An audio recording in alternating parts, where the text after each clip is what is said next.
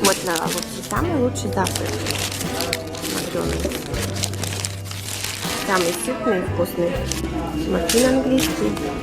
Яйцо. Там котлета со свининой. Сыр и еще один маффин.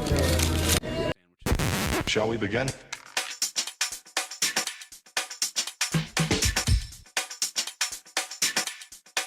Let's begin now.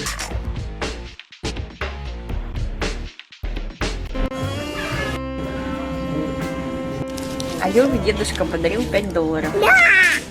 Так интересно, здесь в деревне принято, старички дарят деньги, монетки. Вот Лиле $2 подарили, папе. А Лёва бумажку заработал. Пенсионеры иногда дарят. Да? Да. Папа, мороженое на завтрак? Айскрим? Да. Вкусно? Да. Дай попробовать. Да, всегда что? Всегда Я очки испачкала.